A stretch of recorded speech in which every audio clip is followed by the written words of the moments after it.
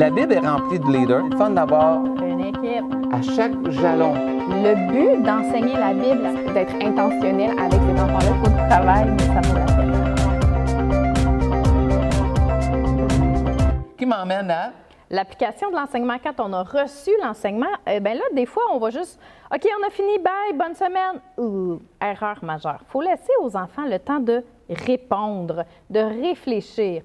Donc, il faut toujours se garder un petit temps à la fin de votre animation pour avoir une discussion en sous-groupe.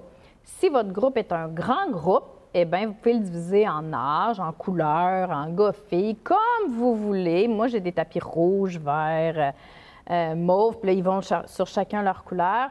Ou sinon, ça peut être un petit groupe, juste tout le monde ensemble. Ça dépend du nombre d'animateurs que vous avez. Puis là, bien, vous laissez les enfants poser leurs questions sur la leçon, mais aussi préparer une petite liste de questions que vos animateurs vont pouvoir poser aux enfants pour aller plus loin, pour réfléchir. Et c'est là que les enfants qui sont peut-être un petit peu plus gênés et pas extravertis vont peut-être plus prendre leur place, vont se sentir écoutés, importants dans la leçon.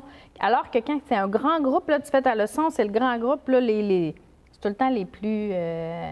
les moins gênés qui vont lever la main, qui vont venir en avant participer. Les plus gênés, ils ne prendront pas leur place, tandis qu'en petit groupe, oui, ils vont le faire. Ils peuvent être impressionnants. Donc, on répète différemment l'histoire et on fait cheminer les enfants avec des questions qu'on leur pose. Puis là, c'est souvent, ils ont des belles perles qui vont sortir, des belles choses qui vont sortir. Et vous allez pouvoir faire un suivi aussi et un beau petit temps de discussion. Mais il faut toujours quand même donner une certaine ressource à notre moniteur, à notre animateur pour qu'il soit en mesure de poser les bonnes questions. Ensuite, un temps de prière, un temps d'écoute du Saint-Esprit. On respecte encore la vision de l'Église locale, mais on apprend aux enfants surtout à être honnêtes envers Dieu, à dire les vraies choses, à ne pas vouloir avoir des belles paroles puis dire tellement de grandes paroles, mais qui au final ne signifient rien. Là. Fait qu'on est plus dans le dire les vraies choses au Seigneur. Vous pouvez peut-être même avoir en tant qu'éducation chrétienne un tableau des requêtes. Et lorsque les requêtes sont répondues, bien, on prend puis on le met sur le tableau des requêtes répondues. Et puis, on peut prendre un temps de silence aussi, juste pour écouter la voix de Dieu. Peut-être un petit piano, juste entendre ce que Dieu a à dire au groupe. Puis, il y a des belles choses qui peuvent sortir de ces moments-là. Puis après avoir fait un temps de discussion, un temps de prière, bien là, c'est le temps de donner un défi. Une action, proposer une action concrète dans la vie de l'enfant pour que de la semaine suivante, eh bien, il puisse le faire. C'est une mise en pratique, littéralement, là, de la leçon. Hein?